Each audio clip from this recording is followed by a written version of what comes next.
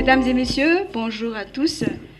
Je suis Madame Founiasnour Fanzarvel, doctorante à l'école normale à Beflou PE2I. Le titre de notre projet est la modélisation et la simulation physique en classe, cas de la circulation sanguine.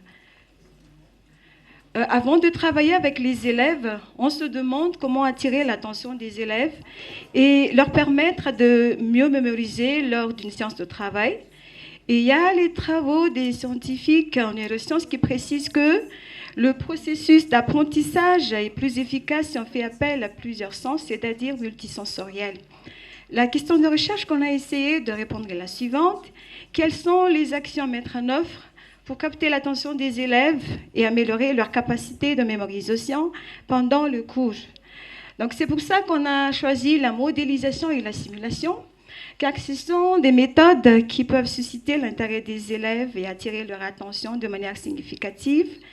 Et avec ces méthodes, les élèves peuvent bénéficier d'une mémoire à long terme.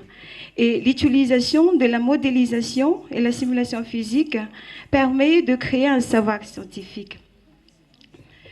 Les objectifs principaux sont améliorer l'éducation à Madagascar, trouver des méthodes et des pratiques pour améliorer la transmission des savoirs aux élèves, aider les élèves à mémoriser plus pendant les séances de travail et approfondir notre connaissance sur l'utilisation de la modélisation avec les élèves. Il s'agit d'une démarche expérimentale. Donc, on a travaillé avec deux classes. Classe grand A, c'est la classe témoin, et classe grand B, donc c'est la classe dans laquelle on a travaillé cette expérience.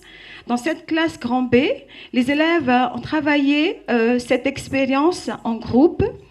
Et notre travail est basé sur le schéma de modélisation de Jean-Louis Martinon.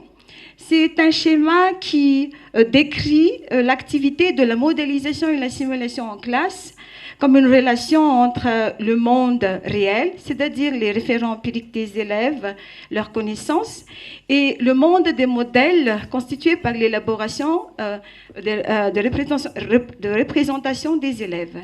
Une fois que le modèle est validé, on peut passer donc à la simulation ou appliquer le modèle pour vérifier une hypothèse. Et notre travail se divise en 5 étapes. La première étape est caractérisée par le test avant apprentissage pour avoir les premiers éléments empiriques des élèves. Étape 2, extension des éléments de référent empirique, c'est-à-dire avant l'analyse des erreurs des élèves dans le test 1. On a donc proposé aux élèves un tableau qui explique la structure et le fonctionnement de l'appareil circulatoire. Et après cette extension, on a réalisé un autre test à 2 pour avoir le premier modèle théorique des élèves. Étape 3, c'est la correction du modèle théorique.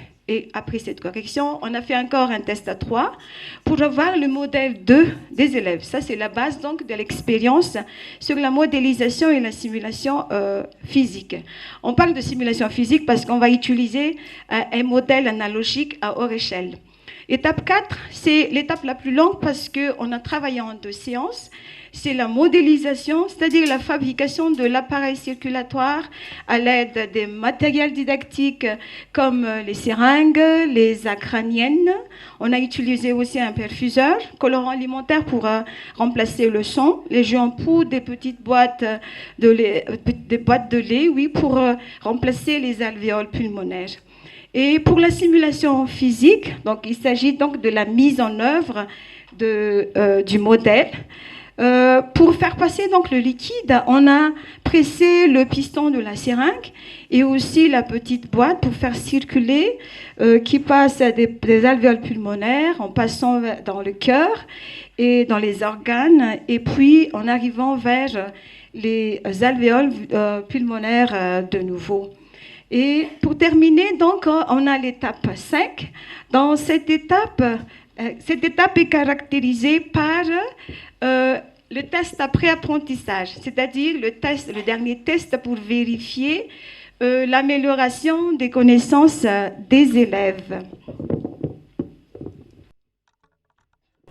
Concernant les résultats, pour analyser les résultats des élèves, on a mis en place des degrés.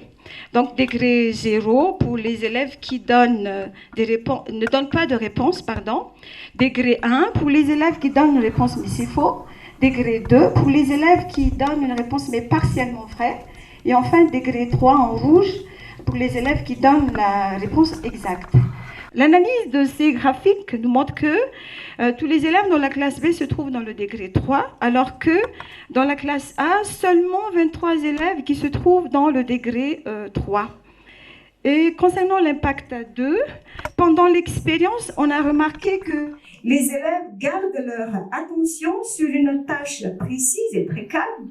Ça signifie que la modélisation et simulation suscitent l'intérêt des élèves et attirent leur attention de manière significative. Impact 3. En pratiquant le rappel de liste, donc on a vu que les élèves arrivent à bien citer et bien préciser les organes qui constituent l'appareil circulatoire. Donc ça signifie que les élèves bénéficient d'une mémoire à long terme avec cette expérience. Et les réponses des élèves montrent une cohérence avec des raisonnements logiques. Donc, ça peut nous dire aussi que cette méthode permet de créer un savoir scientifique aux élèves. L'analyse de ces résultats nous permet donc de dire que la simulation est un outil qui permet de classifier les activités pédagogiques et d'améliorer le processus d'apprentissage. Et en ce qui concerne la perspective d'avenir, on aimerait réaliser cette expérience à grande échelle dans des établissements et surtout dans des niveaux différents au niveau primaire, au collège et lycée, et surtout dans les matières scientifiques pour inciter les élèves à choisir les matières scientifiques et leur montrer que ces matières sont vraiment très accessibles et c'est très facile à apprendre. Et c'est ainsi que je termine ma présentation. Merci beaucoup pour votre attention. Mesdames et messieurs, bonjour. Tout d'abord, je vais faire une petite présentation. Je m'appelle Ranjia Manantena Mami. Je suis un enseignant de physique-chimie. Et cet travail est co-réalisé avec le docteur Timla Zandjemiam qui est là. Maintenant, je vais parler de notre innovation. Notre innovation pédagogique s'intitule Considération du rapport sans-société et de la conception alternative des élèves dans la pratique des classes. Notre motivation pour développer cette innovation pédagogique découle d'une recherche concernant la culture scientifique des élèves. Lors de cette recherche, on a constaté une faible culture scientifique des apprenants et une manque de connaissances sur les rapports entre les sciences et la société. Cette recherche a permis aussi de montrer que les pratiques enseignantes ne sont pas propices à la culturation scientifique des élèves. Parlons en premier lieu les contextes dans lesquels s'inscrit cette innovation. D'abord, l'omniprésence de la science dans la vie quotidienne. Pour pouvoir s'insérer dans cette société où la science est omniprésente et joue un rôle considérable, les apprenants doivent avoir une culture scientifique solide. Par conséquent, l'enseignement scientifique doit permettre l'acquisition d'un savoir scientifique de façon à les rendre fonctionnels. Ensuite, la constatation d'une faible compréhension du lien entre l'enseignement des sciences et ses impacts réels sur le quotidien des apprenants et la présence des conceptions alternatives qui peuvent nuire à leur apprentissage. Enfin, le manque de motivation sur l'enseignement-apprentissage des matières scientifiques. Face à ces constats, il est essentiel d'adopter une approche pédagogique innovante qui prenne en compte ces enjeux cruciaux. Des questions se posent alors. Quel type de pratiques de classe peut-on utiliser pour améliorer la compréhension des concepts scientifiques chez les apprenants? Quelle stratégie pédagogique spécifique favorise-t-il la motivation des élèves à s'engager activement dans l'apprentissage des sciences? Comment identifier et remédier efficacement les conceptions alternatives des élèves dans l'apprentissage des sciences. L'objectif général de cette innovation consiste à adopter une approche pédagogique qui tient compte des rapports sciences-société et les conceptions alternatives dans la pratique enseignante.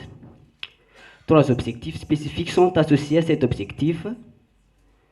Primo, renforcer la compréhension des concepts scientifiques et développer l'esprit critique et la curiosité des élèves. Secondo, créer un environnement d'apprentissage stimulant en reliant les sciences à des situations réelles et en utilisant des approches actives pour susciter leur intérêt pour les sciences. Et enfin, identifier et remédier les conceptions alternatives des élèves en proposant des activités de réflexion critique. Parlons maintenant des démarches adoptées pour l'application de cette innovation. Notre démarche décline en 5 étapes complémentaires. Tout d'abord, on a commencé par l'analyse en détail des conceptions initiales des apprenants sur les concepts scientifiques clés. Cela a permis d'identifier leurs présentations erronées ou incomplètes. Ensuite, nous avons appliqué le modèle KVP ou Knowledge Values Practice afin d'analyser les interactions entre connaissances scientifiques, valeurs et pratiques sociales. Ainsi, nous avons compris comment ces derniers influencent la manière dont les élèves construisent leurs conceptions scientifiques. Nous avons ensuite conçu des séquences pédagogiques pertinentes en identifiant, premier, les pratiques ou les phénomènes ou les mécanismes ou l'actualité en lien avec la thématique du cours, c'est-à-dire les savoirs à enseigner. En second lieu, en intégrant des situations problèmes adaptées dans le cours, puis en proposant des activités qui encouragent la réflexion critique et la créativité des élèves. Lors de la pratique des classes, nous avons mis en place des activités variées visant à relier explicitement les sciences à des situations réelles de la vie quotidienne. Parallèlement, nous identifions et remédierons aux conceptions alternatives des élèves grâce à des exercices, des réflexions critiques et des confrontations à des preuves scientifiques. Enfin, on évalue régulièrement l'impact de cette approche innovante sur l'apprentissage et la motivation des élèves. Cette innovation pédagogique est en cours d'expérimentation dans le cadre de l'enseignement de physique-chimie au sein du lycée Vuittarasne, qui se trouve au Cisco Andramasne, depuis le début de cette année scolaire. Et après notre expérimentation, on a constaté que cette innovation a permis de développer significativement les compétences scientifiques des élèves, mais aussi a permis de développer leur motivation et leur engagement envers l'apprentissage des sciences.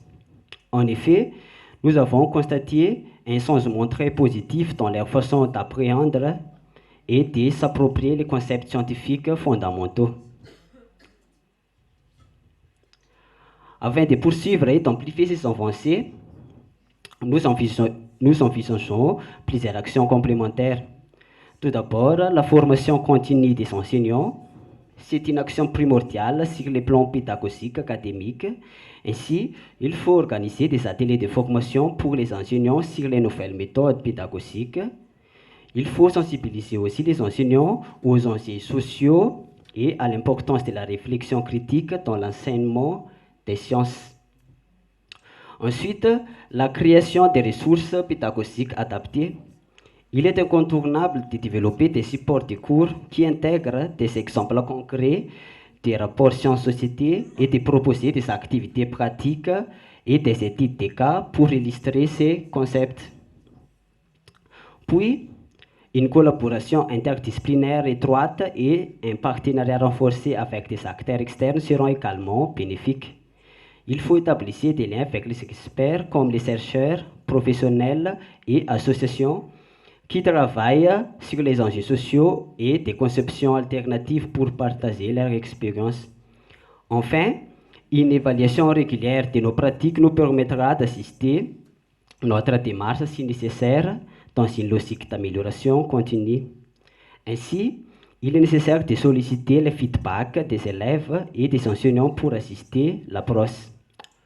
En conclusion, cette innovation pédagogique qui s'appuie sur la prise en compte du rapport science-société et des conceptions alternatives des élèves a permis d'améliorer significativement l'enseignement et l'apprentissage des sciences. De ce fait, elle représente une approche prometteuse et ambitieuse pour mieux engager les élèves dans leur apprentissage scientifique, développer leurs compétences et leur motivation, ainsi les préparer à relever les défis scientifiques et technologiques de demain. Mesdames et messieurs, ainsi s'achève ma présentation. Merci de votre aimable attention.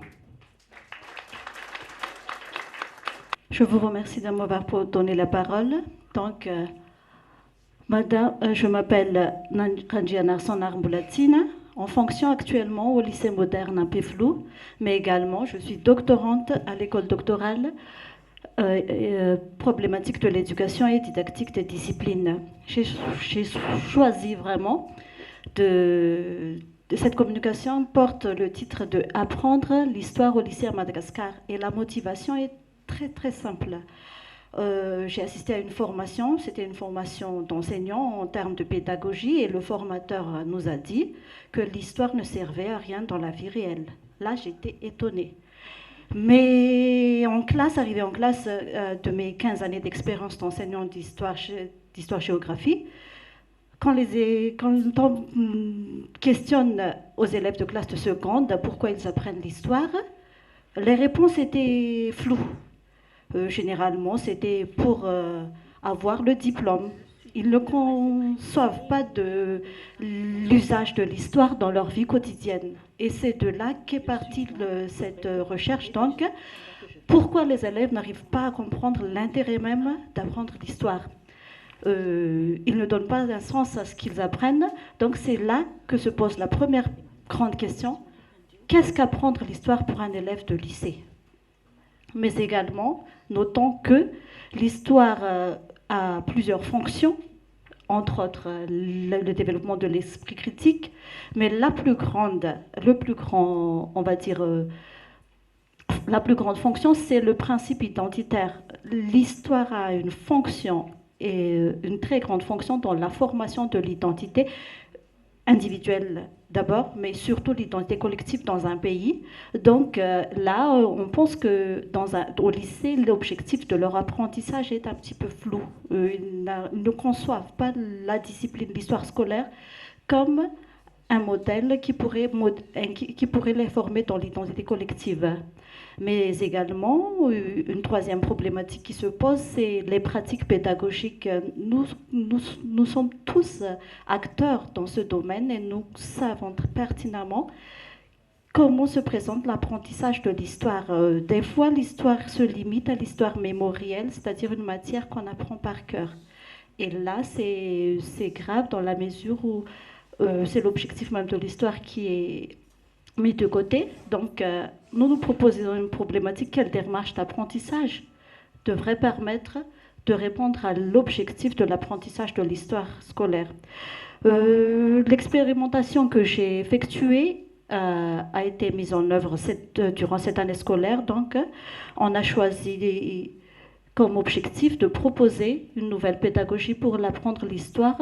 C'est la pédagogie de mémoire. Et la pédagogie de mémoire est un terme que j'ai emprunté à Heimberg. Donc, proposer une méthode adéquate et adaptée au contexte afin de répondre aux objectifs de l'apprentissage de l'histoire. Dans cet objectif, on l'a divisé en trois. Le premier l'objectif spécifique, c'est d'identifier et de définir les objectifs de l'histoire scolaire. Surtout, il faut tenir compte des instructions officielles parce que c'est de là que tient absolument tout l'enjeu de l'apprentissage de l'histoire. Ensuite, nous proposons la démarche de la pensée historienne, la pédagogie de mémoire développée par Heimberg, et nous allons mettre en œuvre la démarche de la pensée historienne. Et dans cette perspective, nous avons choisi d'utiliser les lieux de mémoire. Et là, c'est le concept qu'on a emprunté également à Pierre Nora, qui en a fait une étude approfondie sur les lieux de mémoire en France, mais on a essayé de le transposer sur les lieux de mémoire à Madagascar. Dans ce cadre, donc, les recherches se sont effectuées dans l'école publique, dans 3 classes, classe de seconde, classe de première et classe de terminale, avec des thématiques très différentes pour mobiliser vraiment différents lieux de mémoire. Mais on a également essayé de faire l'étude, on a également fait l'étude dans une école privée pour voir d'autres perspectives d'application de la recherche dans 2 contextes différents, contexte lycée public et contexte lycée privé. Donc, on a fait des entretiens avec les enseignants et des enquêtes auprès des élèves pour l'utilité de l'histoire dans un premier temps. Ensuite, on a mis en œuvre notre démarche, c'est-à-dire la démarche de la pensée historienne, qui se déroule en 5 étapes précises. D'abord, identifier une source, notamment un lieu de mémoire, en accord avec le thème qu'on va choisir. Il faut préciser que l'histoire qu'on emprunte ici, c'est l'histoire nationale, l'histoire de Madagascar. Donc, Madagascar regorge de lieux de mémoire en termes de lieux. Donc, l'histoire de Madagascar est riche et on a choisi plusieurs patrimoines. Ensuite, on organise une visite. Certaines fois, ça a été possible de faire une sortie pédagogique, d'autres fois, c'est virtuel. Dans ce cadre, donc, c'est aux professeurs de créer vraiment les ressources à donner aux élèves. Ensuite, c'est aux élèves eux-mêmes qui prélèvent directement les informations à partir des lieux de mémoire.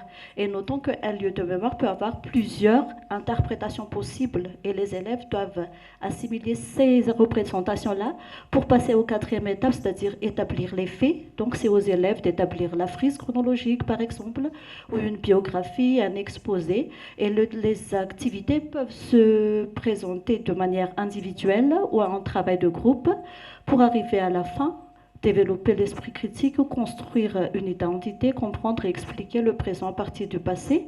Là, ce sont nos objectifs finaux dans le cadre de l'enseignement de l'histoire. Donc, en termes d'impact, nous avons identifié quelques impacts, notamment l'utilisation d'autres ressources par les élèves. Dans ce cas précis, donc, c'est pas seulement, les ressources ne seront pas seulement à la portée des professeurs. Les élèves peuvent manipuler l'ordinateur, peuvent avoir à leur portée les vidéos.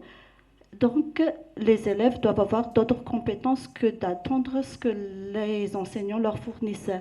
En deuxième lieu, on a aussi pensé que un des impacts, c'est l'usage public des connaissances. On ne se limite pas à ce que le prof peut nous donner, parce que tout ce qui nous entoure, notamment les lieux de mémoire, regorge de connaissances à la disposition des élèves. En troisième lieu, parmi les impacts, on a pensé que la pratique enseignante change un petit peu. On a vraiment cassé la logique des 4 murs dans la mesure où les élèves vont aller sur le terrain, sortie pédagogique, pour apprendre. Et enfin, on a pensé que les élèves deviennent des historiennes en herbe. Les élèves sont acteurs à part entière de leurs apprentissages. Pour poursuivre cette recherche, il y a quelques actions à mettre en œuvre.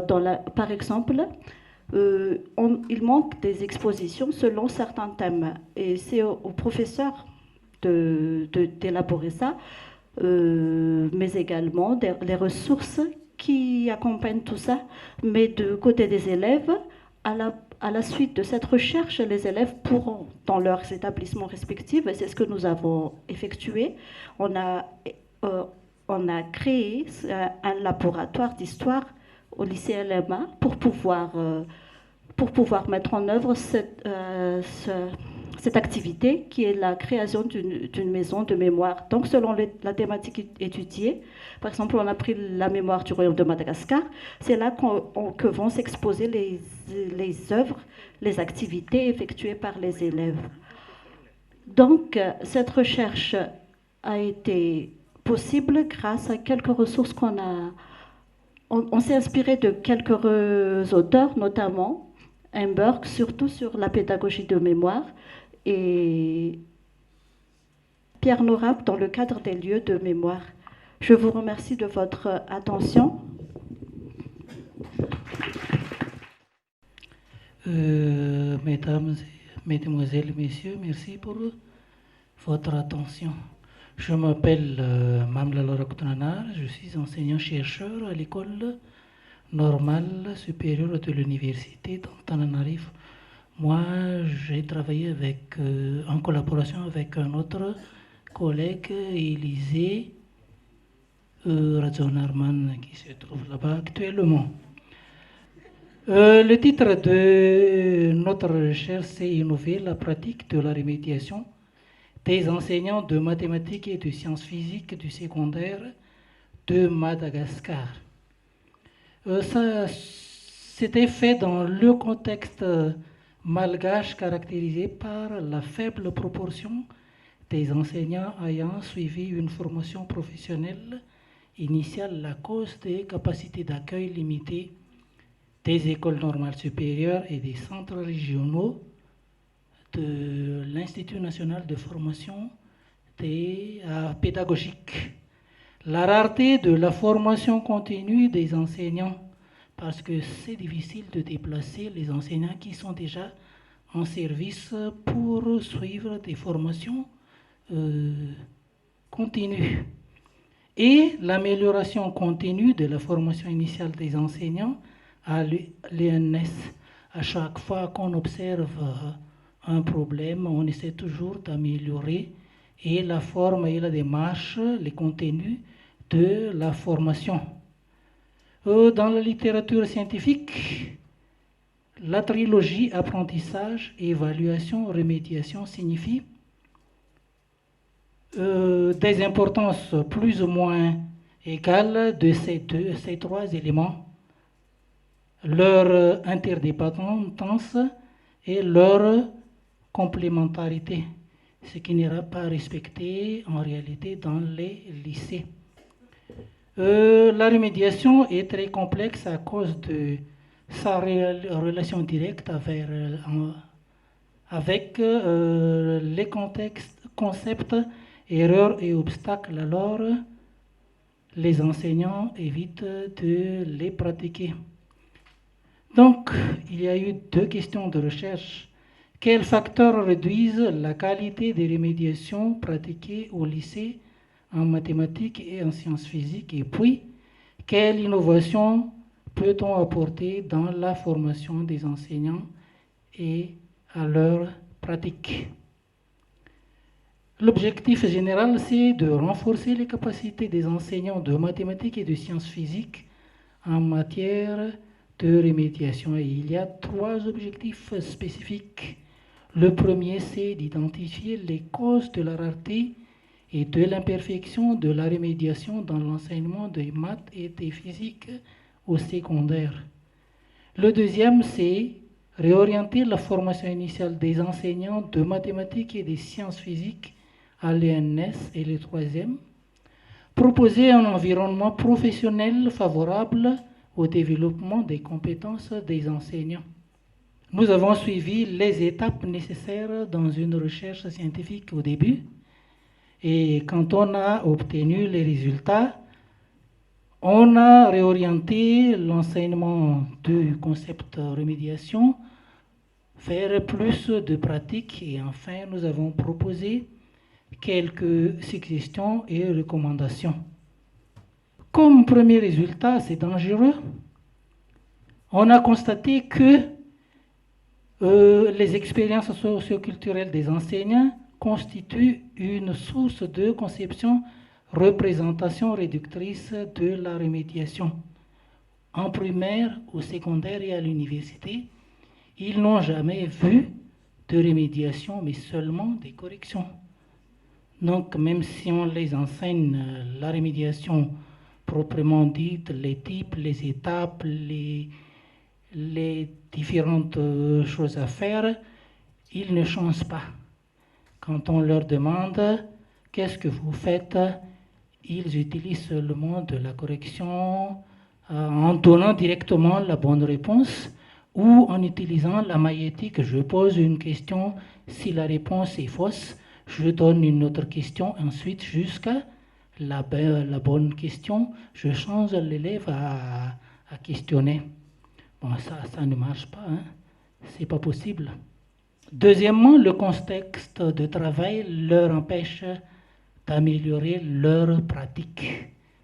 Il n'y a aucun texte officiel parlant de la remédiation au secondaire. Et les enseignants, ils n'ont jamais essayé de trouver s'il y en a ou non. Deuxièmement, l'équipe pédagogique de l'établissement fonctionne, mais lors de leurs réunions, c'est seulement pour établir la répartition trimestrielle du programme, à la préparation de l'évaluation commune et à étudier le résultat obtenu. Quand on parle de rémédiation différée, il s'agit seulement de révision générale pour préparer l'évaluation commune. Une enseignant seulement par les 12 enquêtés a dit qu'il a déjà parlé une fois de sa rémédiation avec un collègue plus expérimenté et elle a dit que c'était vraiment bénéfique. Alors, comme premier impact, nous avons à l'ENS réorienté la formation des enseignants plus vers les pratiques et nous avons constaté que les étudiants ont pris conscience de l'importance de la remédiation et cette année, 2 étudiants ont choisi de faire le mémoire sur la remédiation et moi je les encadre actuellement. Et puis nous avons pour la suite pensé qu'il faut suggérer au ministère de parler un peu plus de la remédiation dans les textes officiels parce que sinon, avec la difficulté, le caractère complexe de la remédiation, les enseignants continueront toujours à l'éviter et il n'y aura pas d'innovation pédagogique. Ensuite, nous pensons à inventorier les erreurs récurrentes des apprenants et les obstacles qui les soutiennent et ensuite utiliser les réseaux sociaux pour inciter ou solliciter les enseignants à pratiquer la remédiation, à échanger leurs pratiques et à s'entraider. Vous voyez là sur cette diapo les ouvrages principaux que nous avons utilisés lors de notre étude. Voilà, notre exposé touche à sa fin. Merci pour votre attention. Mesdames et messieurs, bonjour. Je me nomme Rakutumavu Nirina Jocelyne. Je suis enseignante d'histoire-géographie au lycée Semipi Beravna Fianarantsoa et doctorante en sciences de l'éducation à l'université de Fianarantsoa. Mon thème s'intitule « Les mots mêlés, un outil d'évaluation plus innovant dans l'apprentissage de l'histoire au lycée ». Mon exposé va parler de cet outil d'évaluation en histoire. Qu'en est-il de cet outil? Pour le contexte d'innovation, nous constatons que les cours sont moins concrétisés. Ces problèmes d'assimilation des cours se voient sur la difficulté des élèves à se rappeler des notions prémentionnées et leurs notes moins performantes en histoire. Comment reconcrétiser donc les cours d'histoire? D'une part, la rareté d'outils d'évaluation en histoire est une des causes de non-assimilation du savoir. Or, l'histoire est une matière un peu abstraite, à plusieurs chapitres, qui demande plus de concrétisation. Est-ce que l'utilisation des mots mêlés peuvent-elles réduire les problèmes d'outils d'évaluation? D'autre part, l'utilisation des outils d'évaluation ne permet pas l'acquisition effective des connaissances. Ils ne facilitent pas la transmission à cause de leurs caractéristiques classiques qui engendrent la passivité des élèves à cause de la prédominance du rôle de l'enseignant. Que peut-on faire pour que les mots-mêlés figurent-ils sur la liste d'outils d'évaluation en histoire au lycée? Sur les objectifs de l'innovation, l'objectif général est de concrétiser les cours. Les mots-mêlés permettent l'atteinte de cet objectif, car cet outil fait participer les élèves. En travaillant en équipe, chaque élève a son rôle comme secrétaire, médiateur, porte-parole et protocole. Il contribue au maximum dans l'accomplissement de son tâche. En plus, cet outil favorise la concentration car il demande plus d'attention, c'est-à-dire la centration ou la fixation de la pensée sur les chapitres traités. Il exige aussi les souvenirs des termes déjà vus pour pouvoir remplir la grille. De surcroît, il aide à la socialisation, car les membres du groupe doivent collaborer, respecter les règles du groupe en respectant les idées des autres. En faisant les tâches, l'élève doit maîtriser leurs sentiments comme la peur de l'échec et l'intransigeance.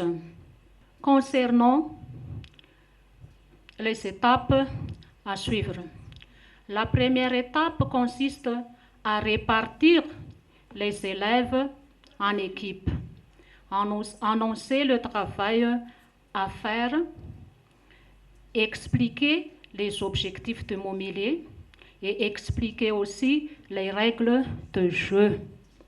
Dans la deuxième étape, l'enseignant donne le problème de mots-mêlés au groupe.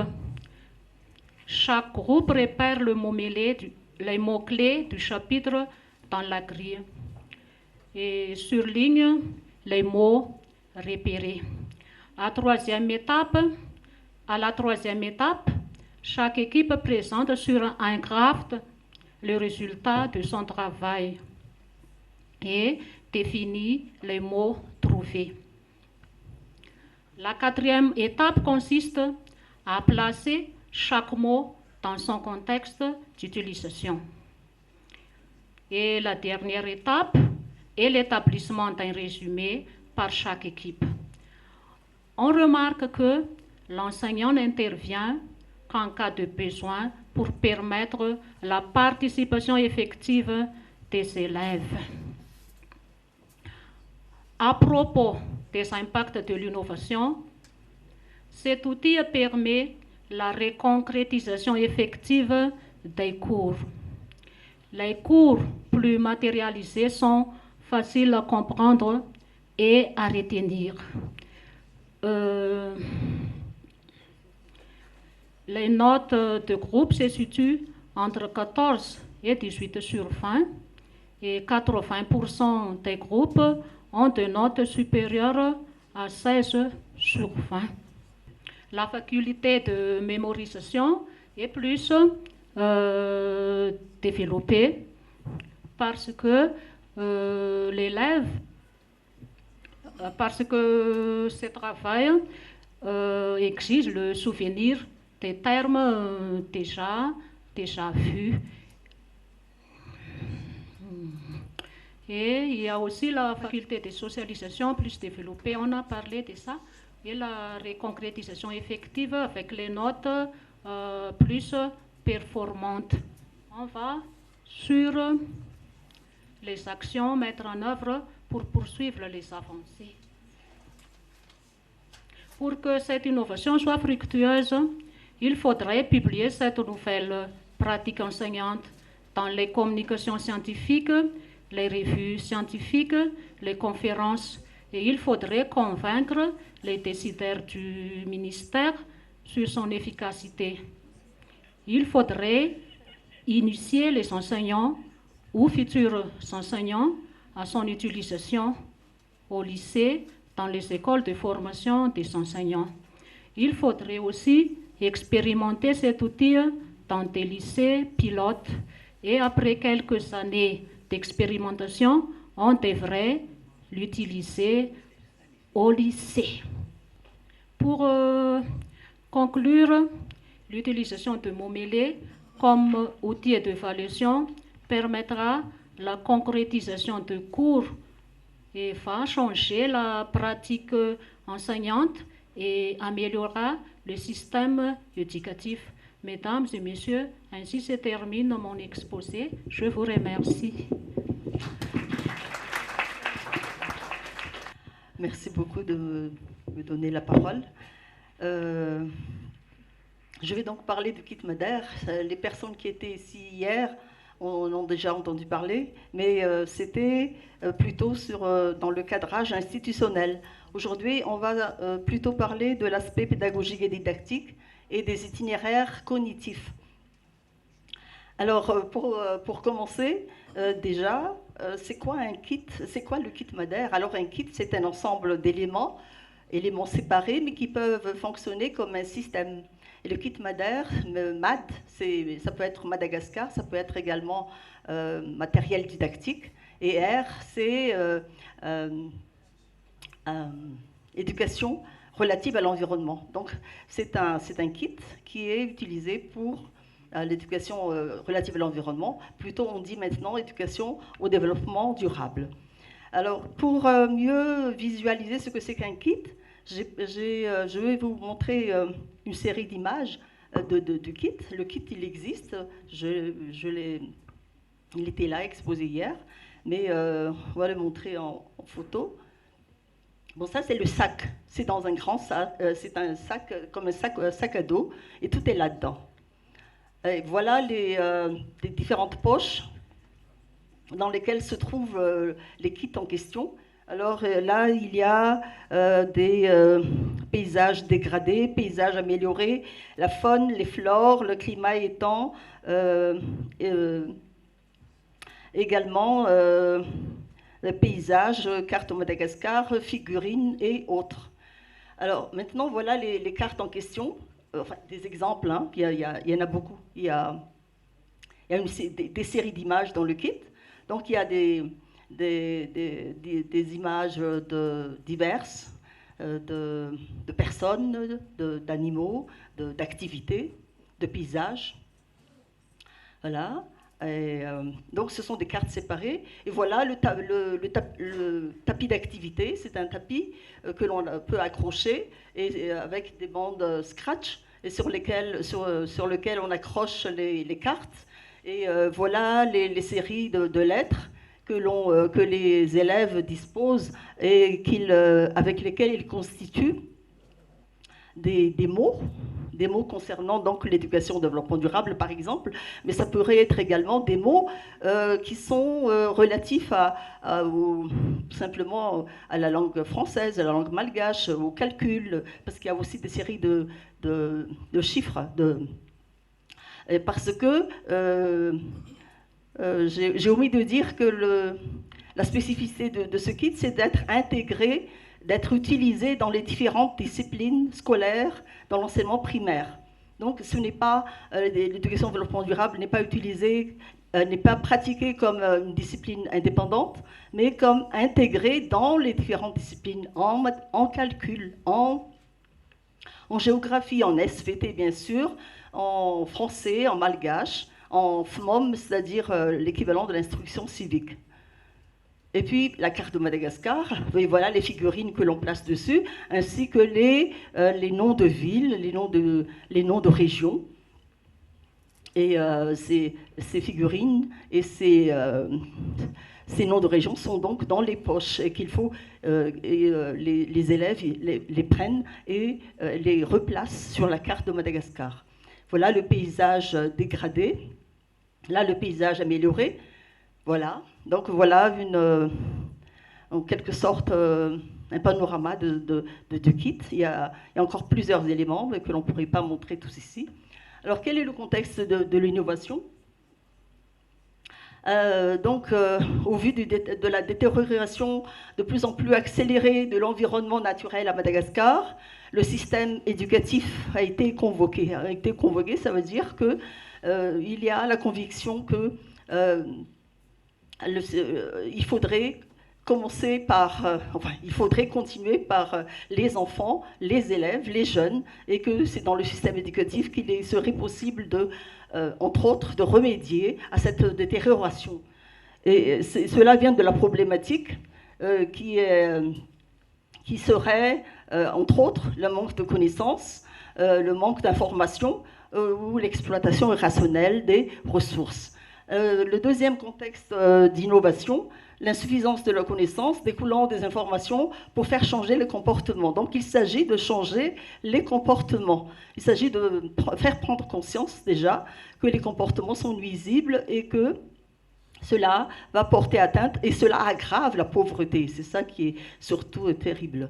Et c'est lié à la problématique, l'implémentation de la définition de l'environnement comme cadre de vie. Et à partir du moment où les élèves sont conscients que l'environnement qui les entoure, c'est leur cadre de vie, c'est-à-dire qui leur permettrait de se développer, qui leur permettrait également de s'éduquer et de changer de standard de vie.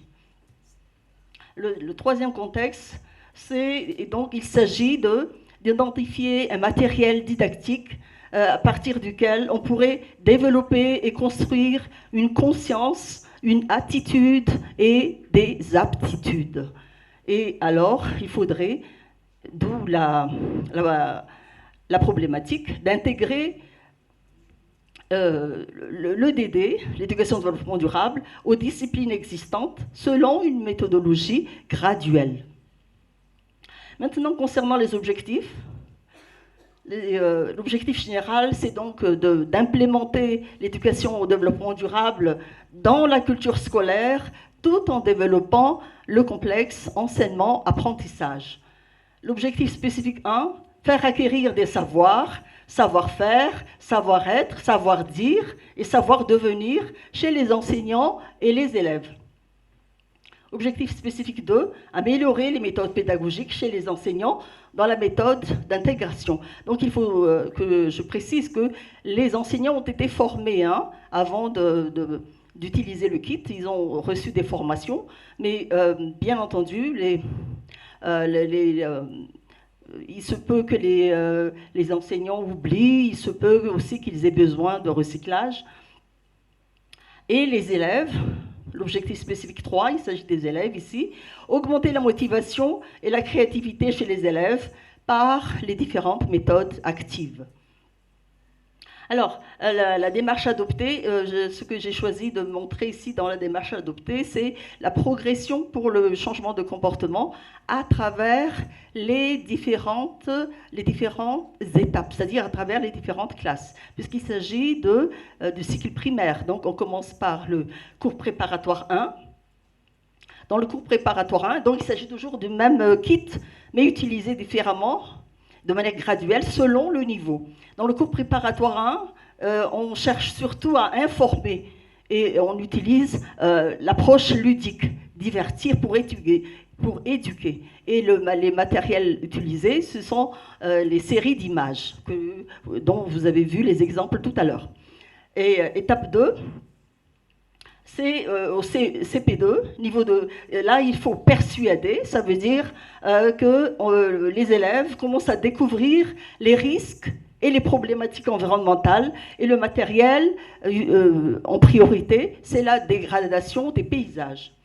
En CE1,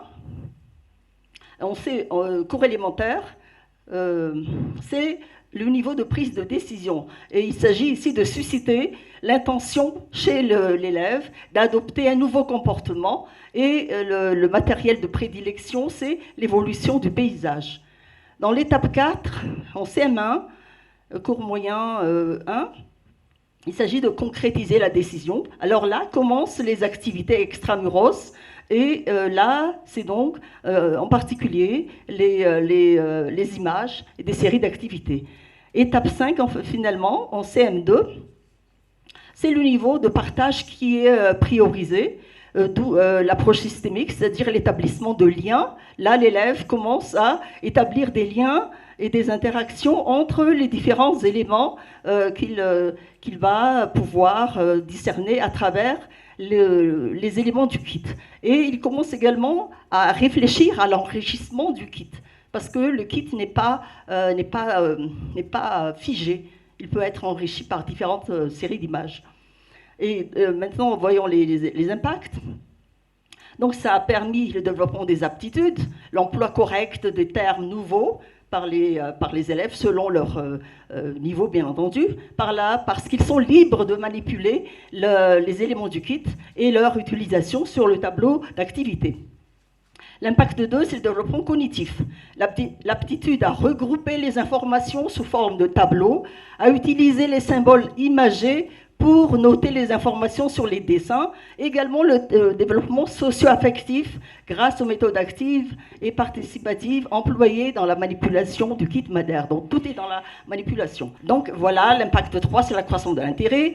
L'impact 4, c'est la facilitation de réalisation des activités synectiques. Et voilà, finalement, donc les actions à mettre en œuvre pour poursuivre les avancées. Augmentation en capacitation des enseignants pour l'intégration de l'EDD dans les différentes disciplines, parce qu'ils ont déjà reçu des formations, mais il faudrait des formations continues. En action 2, favoriser des visites d'études et d'échanges pour organiser la capitalisation des bonnes pratiques. Voilà, je vous remercie de votre attention. Merci Madame de m'avoir donné la parole. Mesdames et Messieurs, bonjour. Monsieur Henriette Sarafara Sardonix, doctorant à l'ETTM, problématique de l'éducation et didactique des disciplines et formateur d'enseignants au sein du CRINFP actuellement, centre régional de formation et de recherche pédagogique. Mesdames et Messieurs, j'ai le plaisir de vous présenter les résultats principaux de mes recherches sur la motivation dans l'apprentissage des sciences physiques au lycée à Madagascar.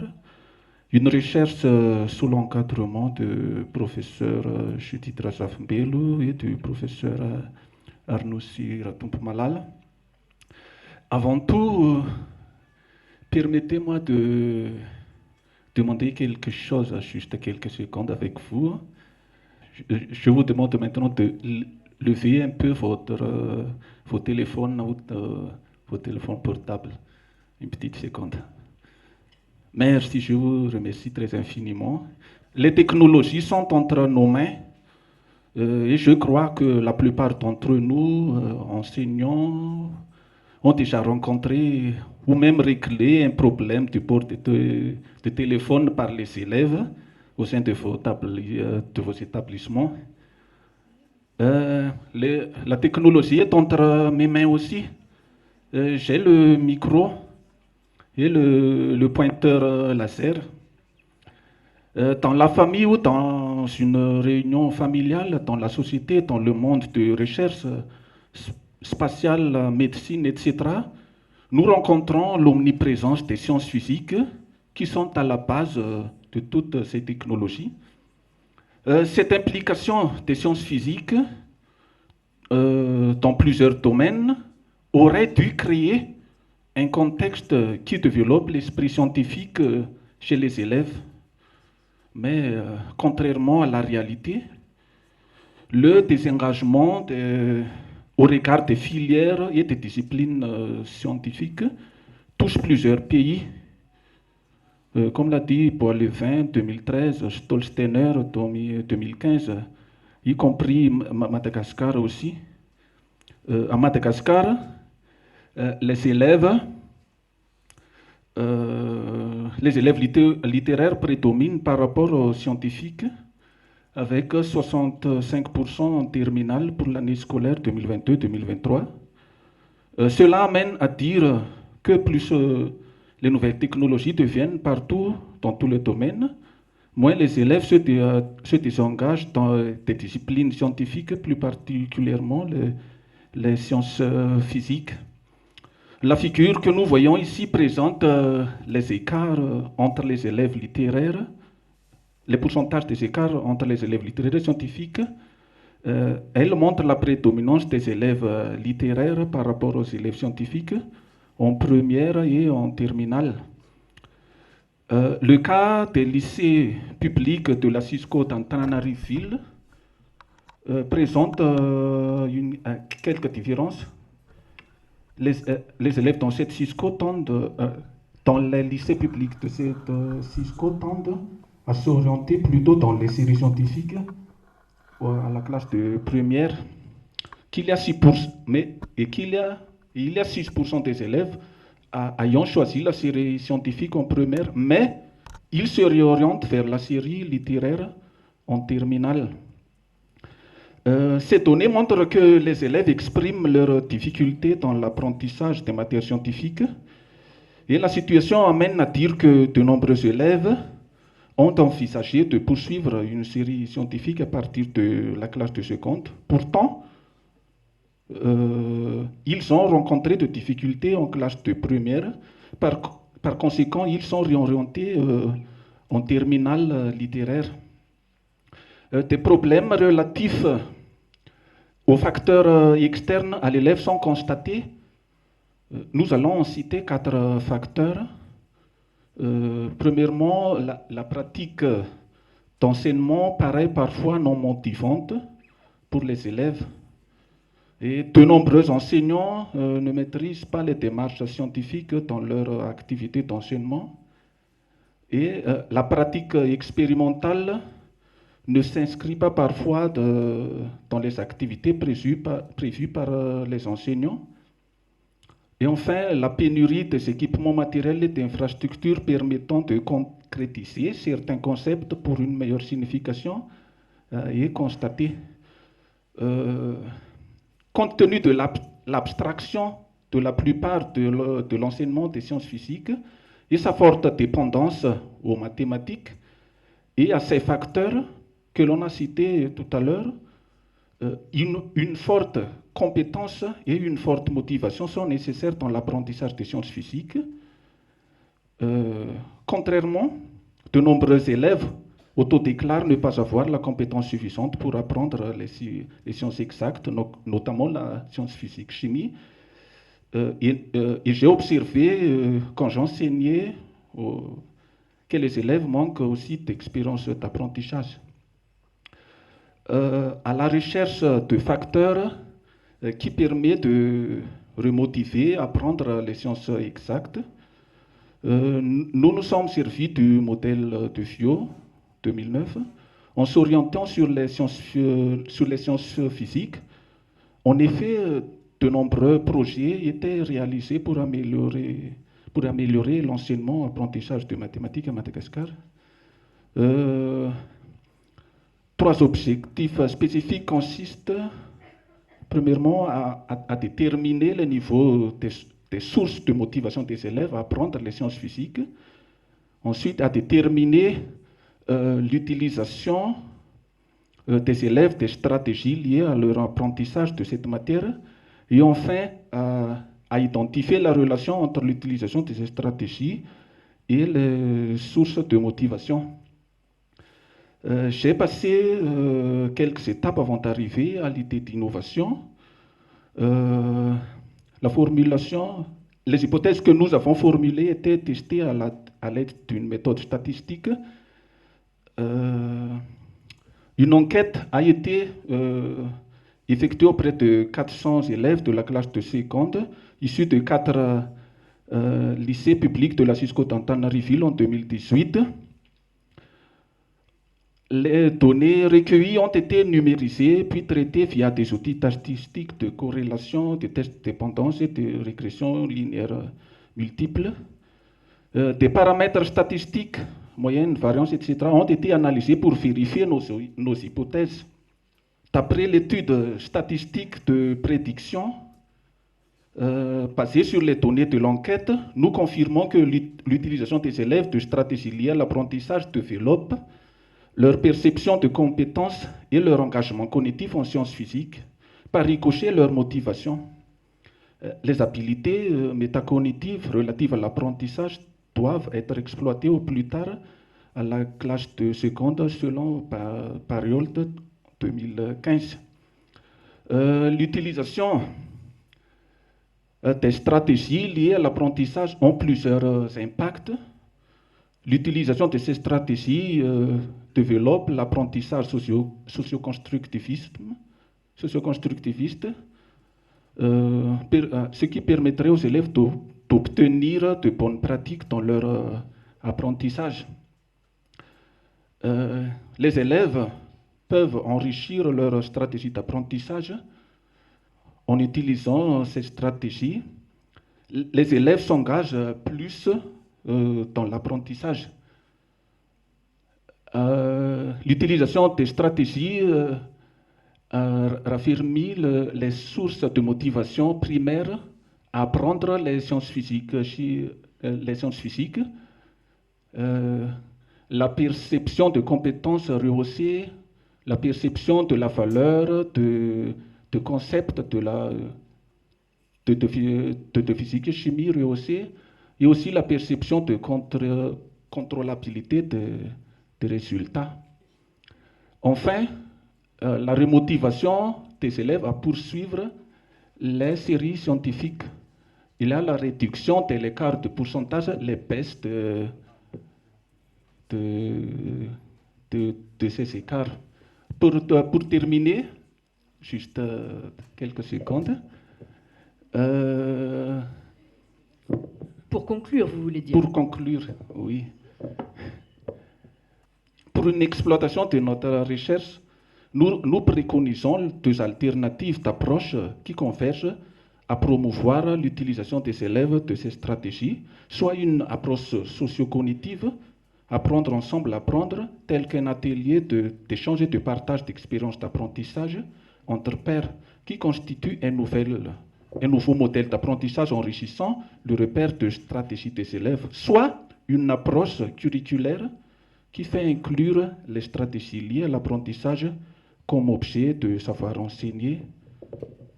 Mesdames et messieurs, merci de m'avoir motivé à m'écouter.